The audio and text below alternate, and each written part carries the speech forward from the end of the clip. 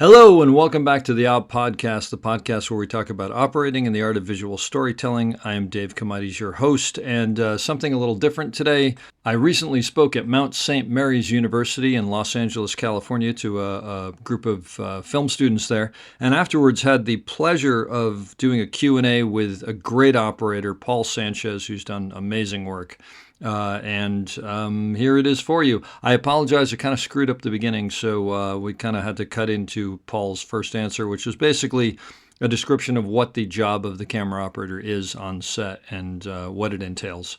So thank you very much for listening, and here we go. Live it up, nice and quiet, and let's roll. Rolling! Victor 30 Echo, take 2. Hey, Mark. Hey, Mark. And camera set. And action. This website that he has too is I would say the number one great website, not only for operating, but muses, the whole thing. Like it just puts to shame anything you're going to find on YouTube. Okay, he definitely has the experience. He has he's searched out so many different points of view. Anything you can get from that, from the very beginner to the very experienced. Okay.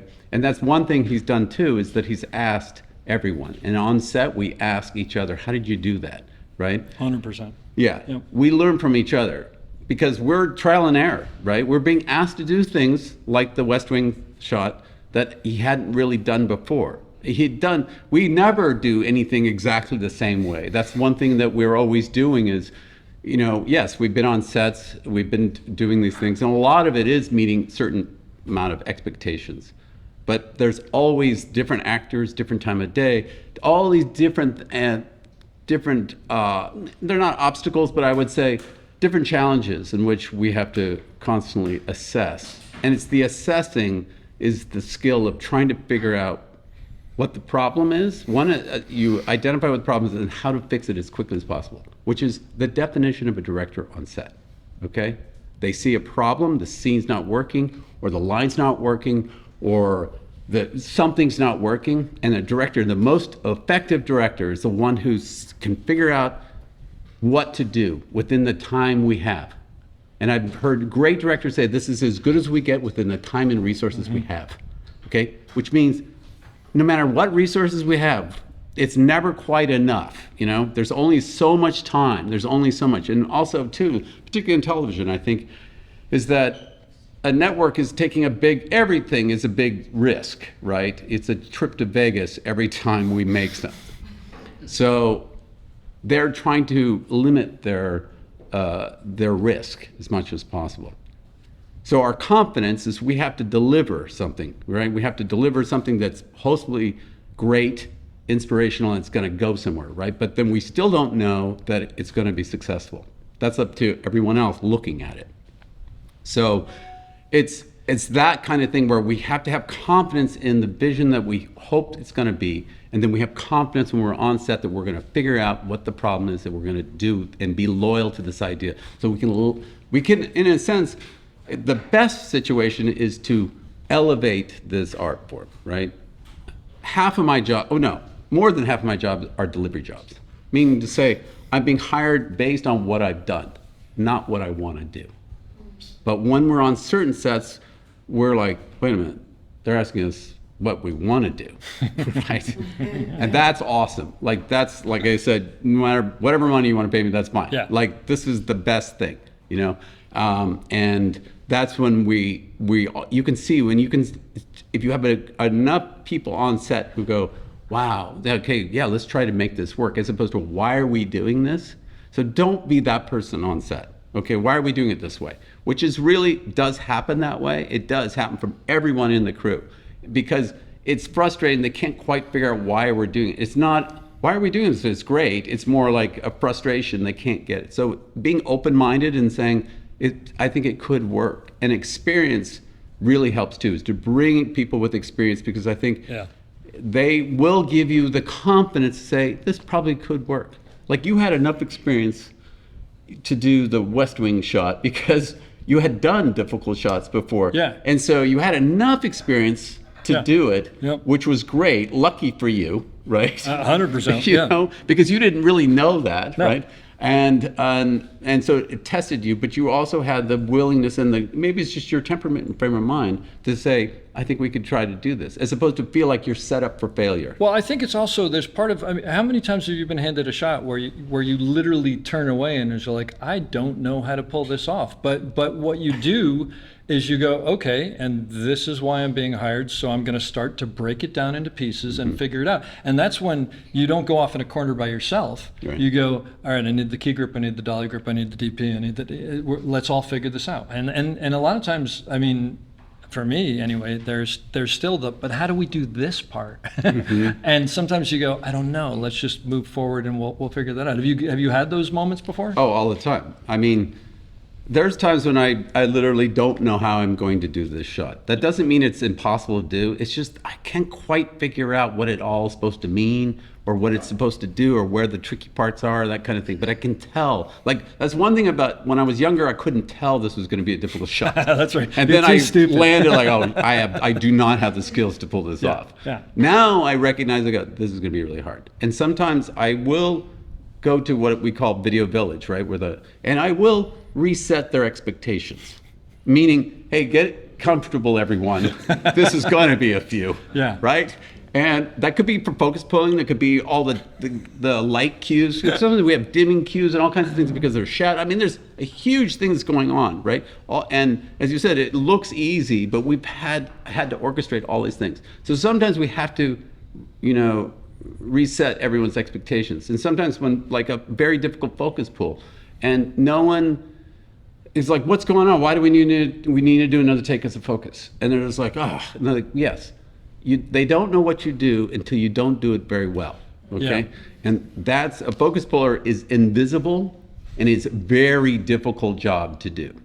So, and the person who just does it day after day after day, and you just like, where are they? I don't even know what's his name, what are their, and that's the person who's like, man, they're killing it. And on that level, we're all our own worst enemies because we tend to make it look easy, even though it's not. And that's part of our job, is to not make people sweat and not make the actors look at what you're doing and disappear, right? Yeah. And so then everybody expects everything to be easy. And then when something is actually tough, Right. they're like, why is this tough? And it's like, well, because I mean, there's lava. Right. That was never here before, and that's hard, right? Like, you understand that part of it, right?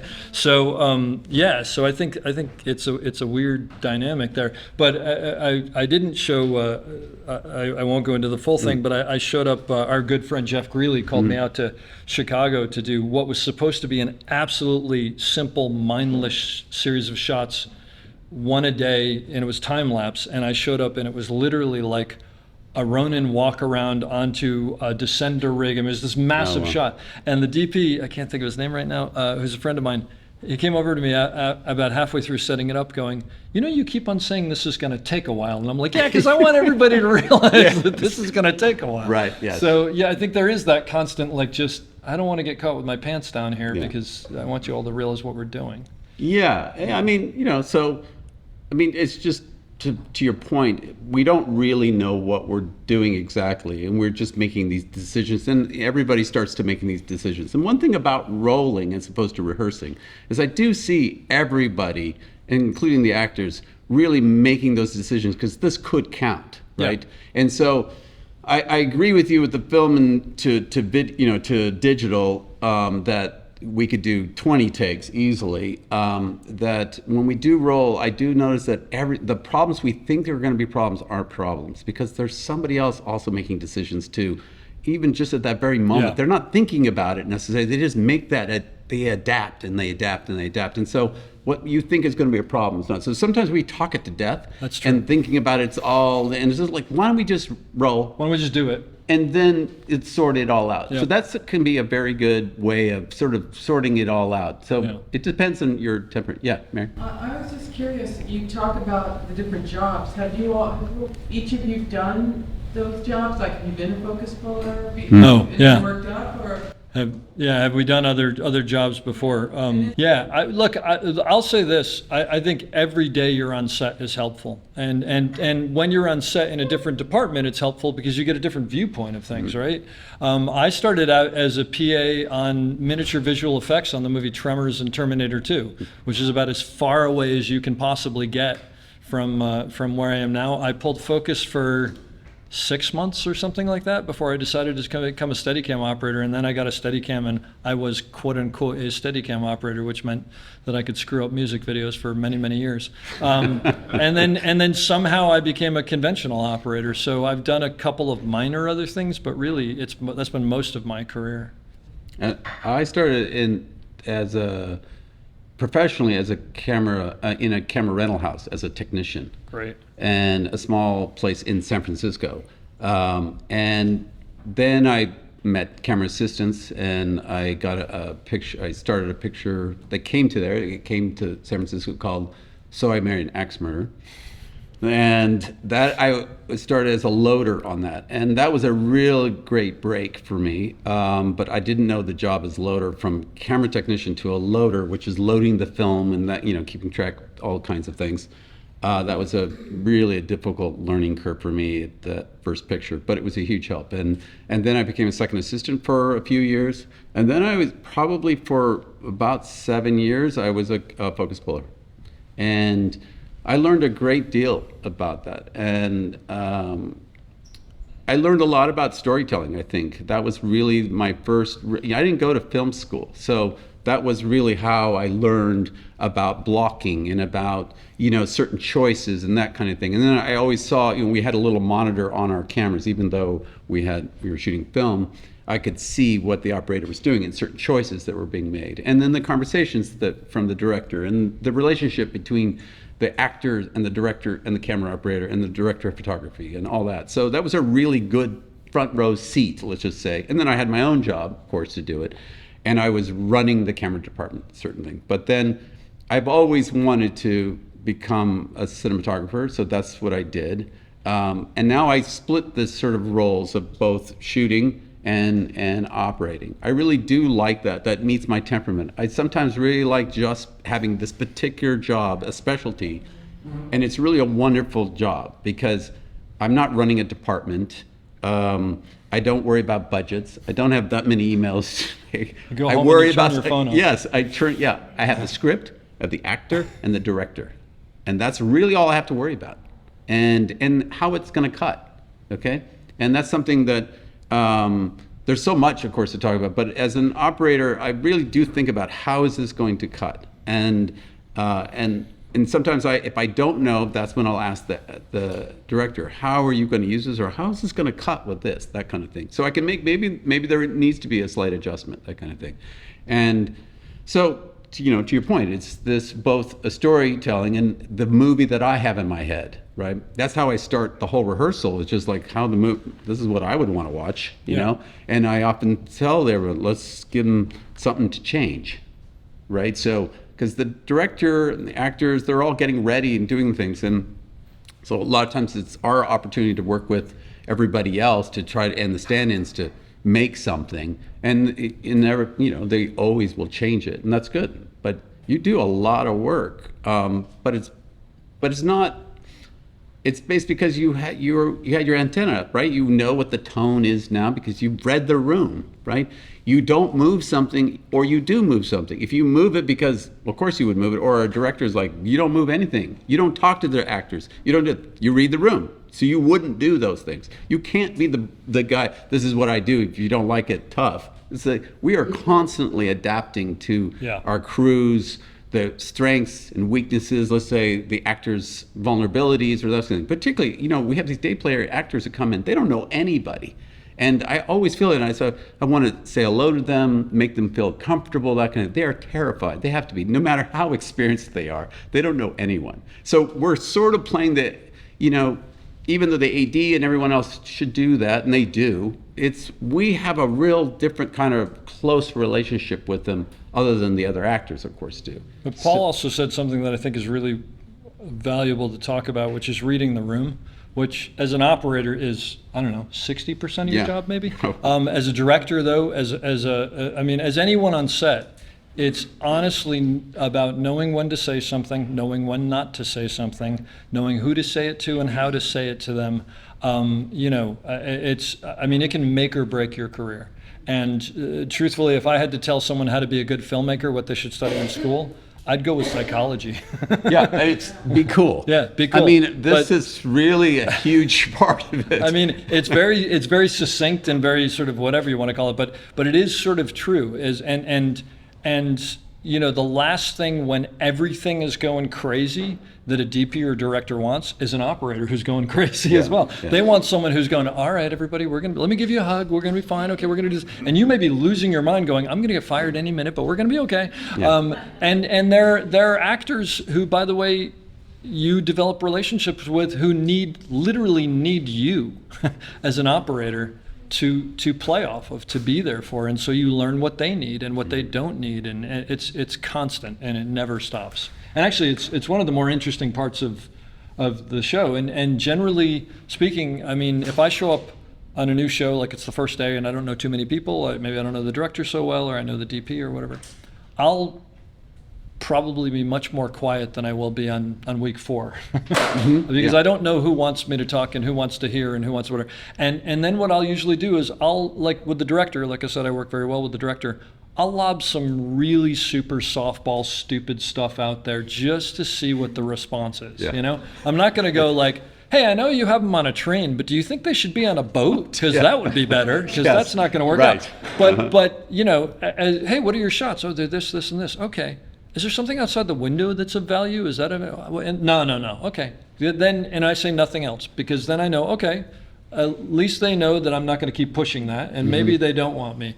And then maybe I'll throw something else down the road. It's like, hey, is there any value? Like quietly, so nobody else hears. And then, oh, there is actually. Let's try and get that. Okay, yeah, I'll make a note of that. And you slowly become an ally of theirs. Yeah. Like I said earlier, it's clear manipulation. I'm not going to lie to you. It's because I want my job to be easier and I want to be part of the crew and whatever, but it's positive manipulation or something like that. There's probably some but I think Freudian name for you've it. sort of distinguished, as far as I can see, it's like the difference between anyone who's on the crew is being very good at what they do to being incredibly good at what they do, right? And that's really like, you did these remarkable technical situations. I mean, these problems. You've worked it out. You did things that I don't even know how you did it. I mean, I was looking and going, God.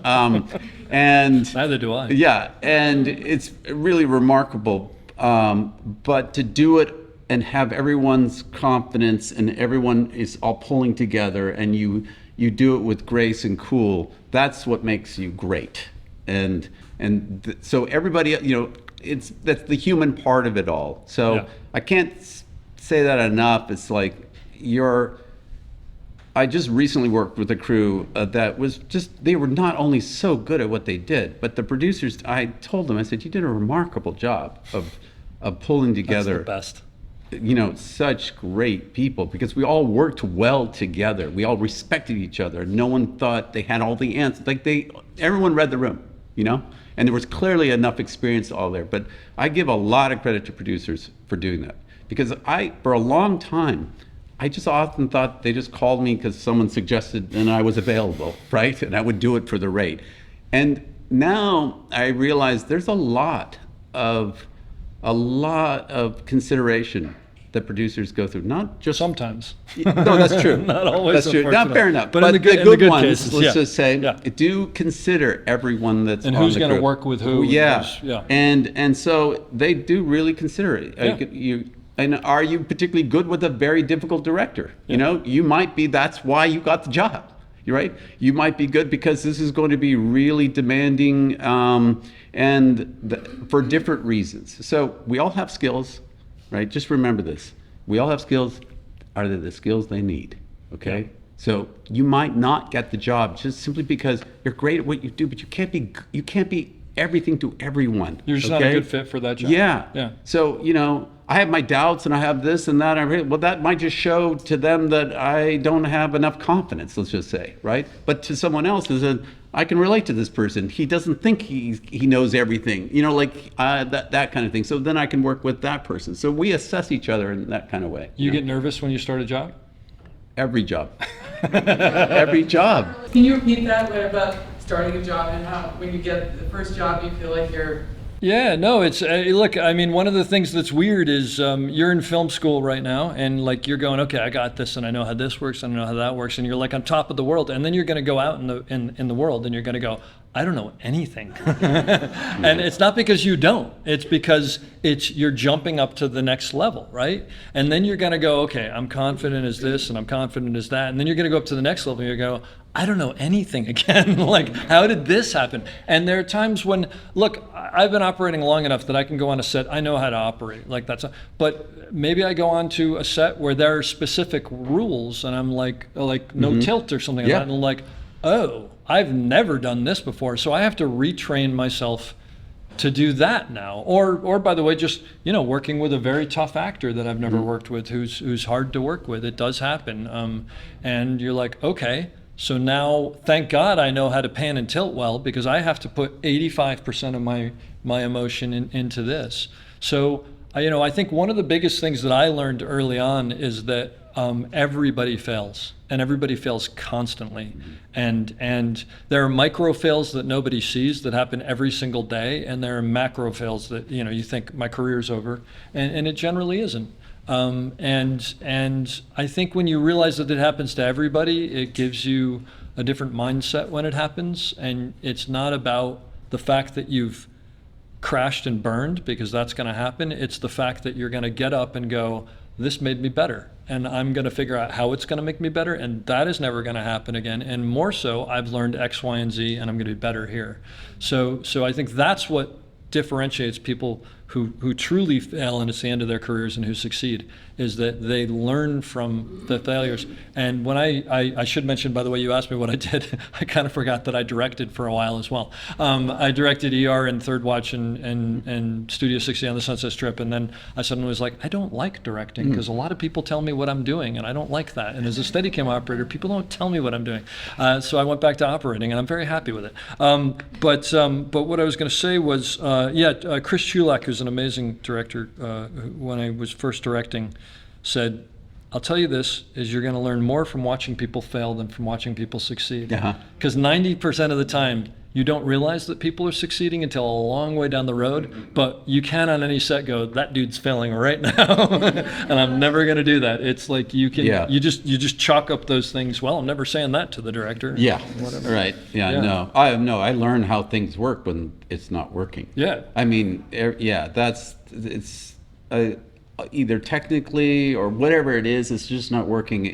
You find out how it works when the thing doesn't work. Yep, and then when you are failing, hopefully you have people around you that rely on. When I was directing ER, there was a scene that something changed and I completely got thrown.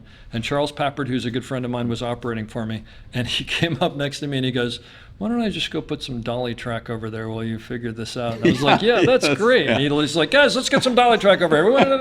And he was like, like, a circus guy on the side. And I'm sitting in the corner going, what? Awesome. And then finally I was like, oh, okay, now I know how we can do it. And I looked over and he was like, yeah. I'm like, okay, good. And he's like, is the dolly track okay? I'm like, yeah, we'll make that work. It'll be fine. But it is like everybody has, and also, by the way, and it's worth mentioning, we work really crazy, stupid long hours. And even just in that, everybody has ebb and flow. And there are times when my dolly grip will recognize, because now my assistant is usually farther away, my dolly grip's right there. But he'll recognize that, like, I'm down, and he's like, hey, let me get you a cup of coffee. This next one's a phone-in one, just, put on the wheels and sit there and I'll push you into the shot. But like, and then there are times where they'll be, and many times. Pick each other up, right? Yeah, it is. That's one thing that it's not, it's 6 o'clock in the morning and suddenly we have to be really creative. I mean, it's barely miserable. Got to set. Like, and then like you said, 2 o'clock in the morning, it's freezing, and it's like, I'll give the money back. Just let me go home. No, exactly. And also, Also, you're just like, they're like, hey, can you also boom up and zoom in and whatever? And you're like, I hate everybody right now. And I can't say. Yeah, so it's not like it's super fun all the time, you know. It's called a job for a reason, that's for sure. But Yeah, yes. no, there's you know, and I will say, look, I know everybody in this room thinks that they're going to go out and be a writer, director, you know, on some massive movie. But the reality is most people are going to go out and be on low-level jobs. And I don't mean low-level that it's not important, because it is, but at entry levels. And I'll tell you something, at 2 a.m. when a camera PA walks over and puts a cup of coffee in my hand made the way that I like it, because they know, I will like, I'll drive that person home at the end of the night. I mean, like, I will tell that person anything they want to know, like, because, but that's right. but that's important, like that, because that's what I need to keep on going, and that's someone who's going, oh, I'm watching the machine and I can help here, you know. Yeah, that's right. It's all important. So, do you guys have any questions? Yeah. You guys have talked around it a bit tonight, but for all the budding directors in the room, you both have worked with a lot of different people. I'm curious if there are things, whether it's temperament or approach or traits that you find in certain directors that make it more possible for you to do your job well, the way they approach coming to set and pre-production and so on, for everybody in the room that's looking to do that eventually. Yeah, temperament and approach and the way that directors work with us that make our job easier. It's a great question, because, and I mean, what would be the best? I mean, you know, I remember I had a camera operator say to me, a friend of mine, and I said, I really want my crew to feel like they're a part of something, you know, they're part of it. He goes, feel? You don't want them to feel. You need them to be a part of it. You know? And I was like, you're right. That's great. It's not about feeling it. It's really that you need them to be. And so they're invested. Yeah, they're invested. And it's the idea that you have to come and have to have all the answers, you know, as a director, and that otherwise you'll look like you're incompetent, is definitely a fallacy. It's not. It's more that you have a strong sense of what this needs to be. You're the, you know, and what the tone is and that kind of thing. But as we do with each other, the director is very helpful when they explain to us what they like to do, you know, that this shot is this, and they are available to questions about that kind of thing. And when we're under a certain kind of, we have a problem with this particular shot and we want to change it, it is helpful that they listen to what we have, but they still, in some ways, give us confidence that this will work. Like they're going to say, listen, it's not like I don't have faith in you. It's just like, we'll give it some time. Let's just see what happens, you know? And that's helpful as a director to everyone, is to sort of have faith that we'll figure this out together. And you don't have to have the answer like, well, this is how you need to do it, right? So I don't really know exactly how, but in reading the room, you read the crew as well as a director. You read their abilities, and they need lots of explanation or they don't need explanation, that kind of thing. So, I mean, I you know, I don't know specifically, you know, a particular thing, but I do think that it's really important that they are part of it, that they are filmmakers. If you recognize them as filmmakers and storytellers, you will have a much better chance of getting a great thing, right? Yeah. And I remember a director said to me, I sure hope this is as good as I imagine it to be. And I was like, I sure hope it's better than that. And the only reason I say that is because it's got to have a life of its own. Your ideas are good, but those are just that's where you are right now. At the end of the movie, you should be a better filmmaker and found new things and all those things. And as a collective, it becomes even better than you imagined. Well, it's clear, the examples. You showed in what I heard many times from you. I mean, even St. Vincent, he wanted that last shot. Yeah. And the shot was better than what you suggested, and he didn't imagine. He was open to it. I mean, the thing that I would say about directors is a good director to me has a vision and understands what they want. And then what they do is they go, I'm surrounded by good people, so here's that vision, here's a story I want to tell. You guys make it better. And what I'll tell all of you is one specific thing is don't think that you need to know all the technology that we know. That's our job. You tell me, one of the best directors I've ever worked with is a woman named Karina Evans, who at like 17 started trolling Drake on Instagram or something like that, and then at 19 got messaged by Director X, who I think is something or other, I don't know, someone big who I don't know, and started literally at 19 directing all of Drake's music videos. And then I met her when she was 25, and she directed her first real thing, which was a pilot for a TV show. And early on, she would go, I want a Steadicam here and whatever. And I said, hey, Karina, I want to ask you a favor, and only if this is okay with you, but if it's not, that's fine. And she said, what? And I said, don't talk equipment with me, because I know that you're a storyteller and I know that you're a visionary, and I don't want you to say Steadicam or handheld or whatever, because suddenly my mind is in that. Tell me what the story is, and tell me what the feeling is, and tell me what the image is, and tell me all that artistic stuff that I know you know like the back of your hand, and forget everything else, and let me fill it in. And you're still going to make the decision. Don't get me wrong, I'm not taking anything away from you, but let me unburden you from that. And she was like, oh God, that's so much easier. And I said, I mean, still have your idea, go, like, whatever, if you need to.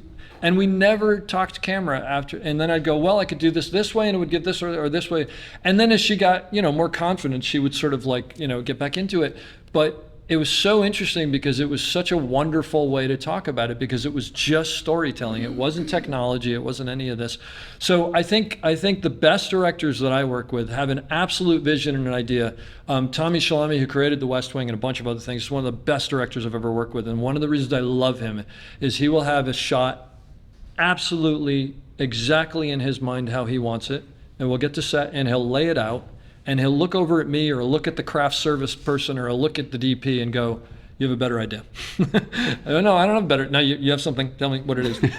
I mean, I don't want to, what is it? And I'll tell him and be like, that's not a better idea. And I'll go, well, it is a better idea, but you don't have to do my better idea. Or he'll just as happily go, God, that's so much better. Absolutely. Yeah. And the thing that he realizes, I realized after a long time, is he's been sitting with this script for a year, 2 years, 6 months, whatever it is. And he's been seeing it over and over in his mind. And he's been seeing the same thing. And then he's getting on set and he's trying to translate that into what his vision is. And he's trying as best he can not to be held by that. But you can't help by that. That's a human thing. But he realizes that the value that I have and the value that the DP has and the value that the craft service guy has is that we are seeing it for the first time completely open. Mm-hmm. And we're seeing the actors for the first time, which he was never able to see. He was just imagining. And so we actually have a leg up on him in a weird way. So he's open enough and confident enough to trust that saying, I had this great idea and I know we got a 45-foot techno crane, but Dave has a really good way to do it on a sandbag, so we're doing it on a sandbag because that's a better way to tell the story. He's going to do that. And that takes a lot of confidence, and also it takes being the executive producer, because you don't get someone screaming at you because you bought a 45-foot techno crane. But I think that's is to have a very clear vision and then be willing to walk away from that vision when you sincerely see something better or someone else see. There's no ego in this. And the thing that I'll point out to you, the directors in the room and even the DPs in the room, is when that screens and everybody gets up and cheers, they're not going to go, that camera operator was really great. That key grip was fantastic. They're going to go, that director did something amazing there. And that is my job. My job is to do something unbelievable that you then take the credit for. And then I hear you being interviewed in Time magazine and I'm like, he did not even say my name. But that's all right. That's okay. I'm not bitter about that. But so I think those, what's that? Editors, no, but it's all of us. Our job is to deliver their vision, and that's the same with actors. By the way, actors have their take on it, but they have to understand what the vision is, and everybody's tailoring constantly. And so one of the things I'm always doing when I'm creating shots and changing and finessing as we go is making sure I haven't changed what their vision is, but I've augmented it, I've helped it in some way that doesn't hurt them. So that's what I would say, the best. And also, by the way, I mean, this is really simple, but it's worth saying, be nice. I know you have a tremendous amount on your plate, because I've been there, and it's really high stress. And there are directors who have chewed me out before. But the ones that I want to work with and still respect will come over to me 20 minutes later and go, that was totally wrong and I'm sorry. That was not your fault. Or even, that was your fault and it really pissed me off, but I shouldn't have said that because I've got a lot going on. Because people are human beings. I mean, ideally it never happens, but this is a pressure cooker situation. And if I come up at the wrong time with an idea and you turn around and go, I don't have time for this, it's just like, I'll understand, like, okay. But then later on go, you know what, I know you're just trying to help. I'm really sorry. Like the producers, And I just want to add one thing more to your point is, it's really just great to just have a reason why we're moving. Like if it's not wide enough and they're like, no, I need it back there. Why? And you just move the camera back there. I don't know why. And so that's difficult for me. So then I'm just doing what I'm told to do. Yeah. And so it'd be great. It's like, no, I need it wider because I want to see this. Oh, great. Now I understand. Missing the grandeur. So that, of blah, blah, blah. And then you start to learn more about what they like and what the vision is that's in their head. So just give them a reason, whatever reason you think, or I don't know, I just want to see something. I just want to try it. That's a reason, But I think what that comes down to simply is treat the people who are working with you like storytellers, not technicians. But be smart enough to recognize that some of the people you're going to work with are only technicians and not storytellers. So you got to read the room. Yeah, I mean, you can't ask something of someone that they don't have the ability to bring to the table. Yeah. So, and part of that, by the way, is like, and we do this, like, I don't know, but I'm sure you do this. IMDb, I get a job, I'm looking at everybody and what they're doing and sort of trying to cross-reference and figure out who's who and what they've done. So I have somewhat of an idea of where they're, if I get called for a Wes Anderson job, there's two things. One, I know what I'm going to be somewhat of a technician on that, and that's okay because that's to a level that's different. And then I'm going to call Sanjay Sami, who works with him all the time, and say, Sanjay, what do I need to know? So you're finding out things from people because we all talk. Yeah, I get calls like that too. We all talk. Yep. By the way, you probably just get calls for work. Am I guessing? Do you look for work? Or? Do we look for work? Right now, yeah. That's all we do, right? Yeah. You've been cool, so you probably get calls most of the time. Sometimes, I don't know about you, sometimes I get calls, sometimes there's lulls. I mean, lately there's been lulls, but... There's lulls, but I think there's nothing wrong with looking for work, that's for sure. But I guess maybe it's my temperament. I just sort of wait for the phone to ring, but I do at times. The people I like to work with, I let them know I'm here to help. Yeah. I'm around if you need any help. Right. I mean, and I have to really emphasize that we're all here to help. Yeah. So if instead of calling them and saying I'm looking for a job, okay, that means you need their help. Okay, and it's really like you want to offer your services to help. So if you don't feel comfortable about trying to reach out there, just let them know you're available if you need any help. That's pretty vague in a way, but it gets them to understand that you want to help and that you are available. And it can be as simple as like if you have a list of people or whatever, you go through and you go, hey, I just finished X, Y, and Z. Yeah. It was really great. If you hear of anything or you need a day off, I'll do that a lot. I'm around and happy to help. I don't think there's anything wrong. And really what it is you're just keeping in people's minds, because what people do is they go off on tracks and they go with another group and then they kind of forget about you and then they go, oh yeah, I remember Dave, and then you get a call for it. I mean, I've done that before. We do and we plan a vacation or buy a plane ticket. Yeah, yes. buy a really expensive plane Definitely ticket. Yeah, you'll get some sort of job. And then if not, you're in Bora Bora going, I can't afford this, but it's kind of nice. Right. So there's no question about that. Or if you have a kid, just have them have a birthday party or a graduation or something. Something like that'll happen.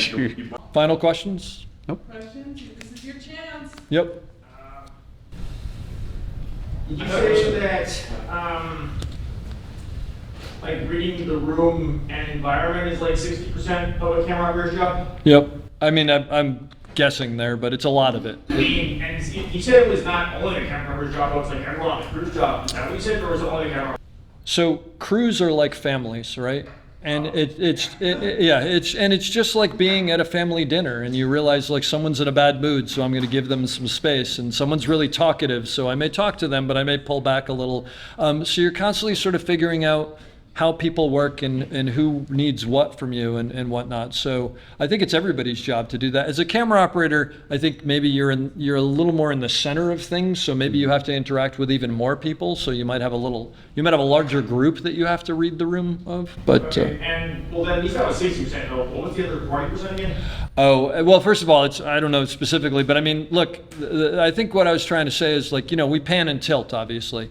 And I don't know about the percentage, but that's really sort of a very important part of our job, but it's sort of a small part of our job. And the interpersonal relationships and dealing with people is almost a bigger part of our job, and knowing what people need and how to speak to people and when to speak to people. It's a lot of it. And I think yes, yeah, exactly. And I think maybe the reason that came up was because, sometimes if people have different ideas, it can seem like almost a hurdle. And it's like, as long as everybody realizes that we're all there just to help, it's okay to go, no, that doesn't work, but thank you, and whatever. Yeah. Yes. Yeah. Yeah. Yep.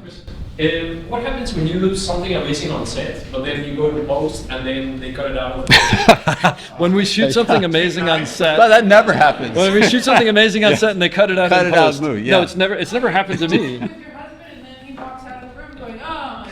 Yeah, no, I can't tell you how many. Well, the thing that drives me nuts. I mean, this happens as a Steadicam operator, but I know Yeah, this happens sure. to you as a conventional operator. Is like they'll have some massive shot, some really long shot that they're going to cut into a close-up in the middle, and you don't have to do the whole thing. You're like, couldn't we just? No, we're never going to cut in. And then they do the whole thing, and they go, listen, before we go, we're just going to grab a close-up right in there because I think we need. And you're like, I knew this, and I could have done that better. But what do you? I don't know. What do you do? I cry, and then. Yeah, I mean, It hurts. It's disappointing. It's- Yes, Paul's wife is pointing out what she I has would to go say there's different sort of formats. If that's really frustrating to you, just try to stick to working on feature films, because then pretty much everything you do, unless they just cut the whole scene, which often happens as well.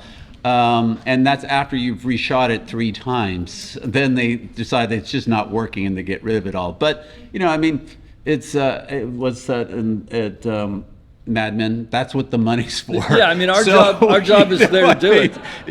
But I will say this: there's a term called NIM, not in movie. Yeah. And the thing that drives me the most crazy the most is when you've just worked a 12-hour day and you're doing one final scene that's 3 people in a room and it's going to take 2.5 hours. Oh, yeah. And everybody knows that the show is long. It's a TV show usually. Show is long. It's never in the movie. And you're like, we're shooting something that. I mean, even actors will be like, this isn't in the movie, right? And you're like, it isn't. But that's your job, Yeah, it's hard to know. yeah. I mean, we do think, there's stuff in the script where I'm wondering, what this seems like a second ending, and it's like, yeah, it is a second ending because the studio wants this ending. Yeah. So we do both endings, kind of thing. Not that it's just like an additional act, like, yes, I guess both could be in there, but it seems redundant, Yeah. So we know there's certain things that for other reasons why, that's there. But yeah, it's disappointing definitely when we really do something, or they choose a take that's not the one you wanted them to take, right? never It happens. technically was perfect, Yeah. and that you really killed it, but there was something in the performance that's what they're cutting to. So I mean, that's just the way it is. But network television is probably the most disappointing for me. Yeah. And the reason why I say this, because we can do, sometimes I've worked on shows that are 14 hours of media a day we've been shooting. 14 hours. We do 9-day episode for 1 hour. So I have no idea how they're cutting this. And it's from slate to cut. I mean, everything's got to be just perfect, and they just cut. That's incredible. There's like, what is that? 1 to 100? Like Yeah. that is. I have no idea how they're going to cut it. So as a filmmaker, if you do, they say, like it used to on television, if you do too much television, that's all you're going to do, because you don't think about a film. You're not thinking as a filmmaker anymore, because I can't possibly know how they're going to cut. How's this going to cut when? Oh, you have 3 more cameras that have shot all this stuff. So it's just.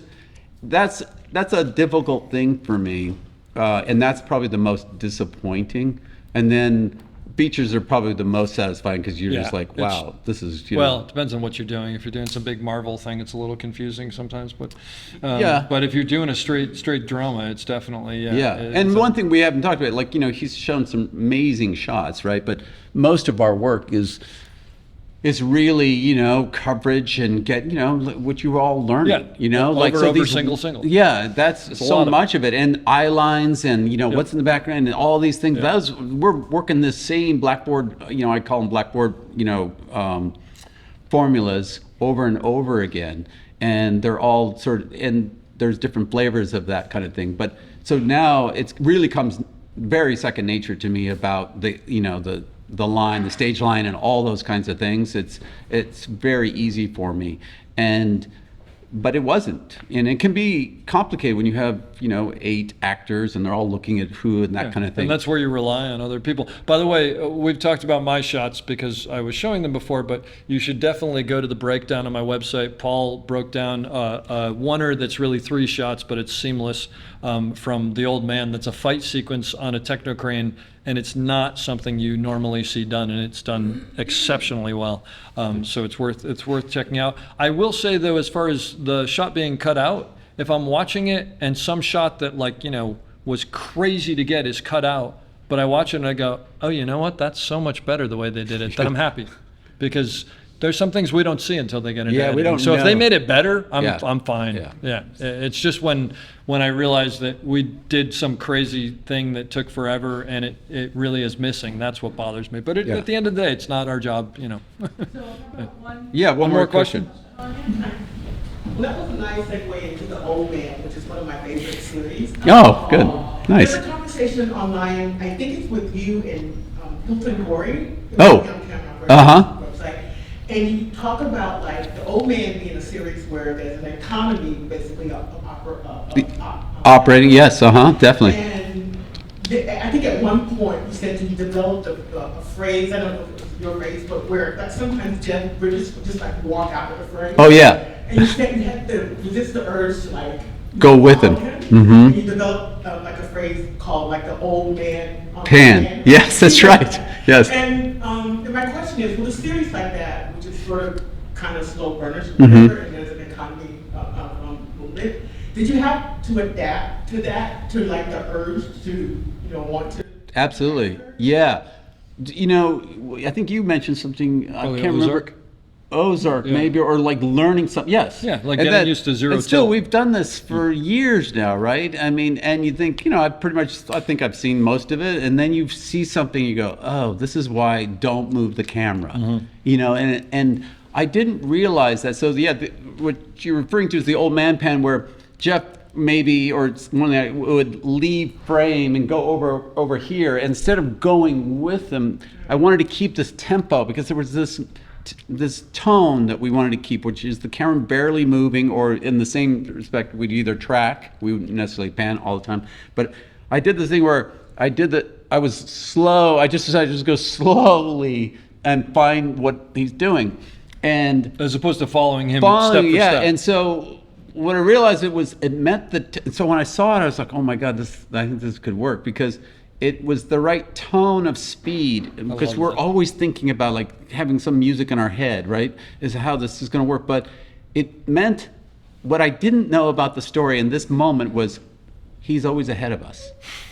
And I was like, this supports the character, because great. it's so about the character. So he's always ahead of us, even when he's what appears to be slowing down, all those things, but he's always ahead of us. And that was great. And another thing is that when I didn't move the camera, I mean, really just, even if the actor was moving and they moved a little bit, you had this urge to, keep them in the same part of the frame. If you don't move the frame at all, the background doesn't change at all, which means the viewer already recognizes what the background is, right? Doesn't have to reassess.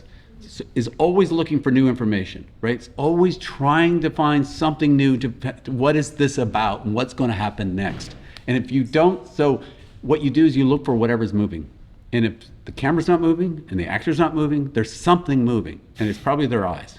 So you're just looking at their eyes, and that's where all that acting, and they don't have to say anything, right? They're acting and they're telling you something, and you're not looking anywhere else. Now, sometimes you want, handheld is very effective at that, because you're not sure, are we going right, are we going left? It's like, what am I showing, and what's going to happen? I'm confused. And that is a very good device to sort of, and heightened this, I'm not sure what anything could happen at this moment, right? But if you want something you really clear and understanding, then don't move the camera if you can avoid that.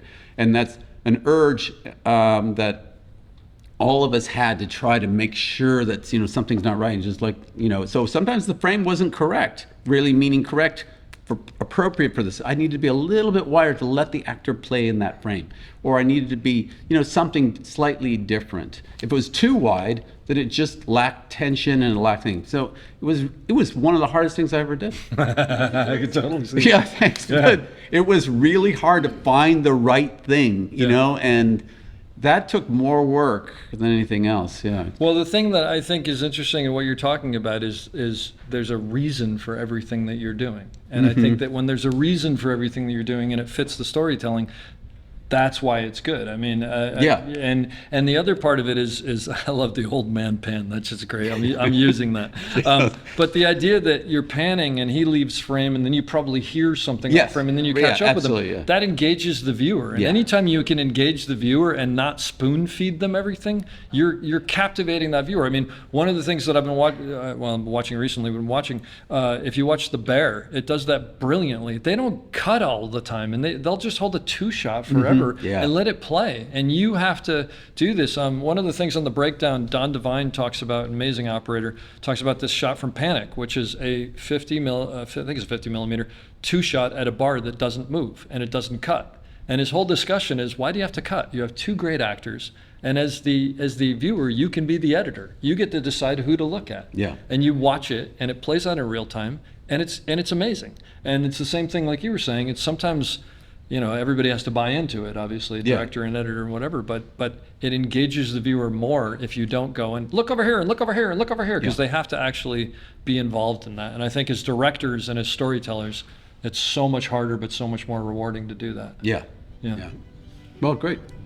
Well, thank you, everybody. Thank you. Thanks, Paul.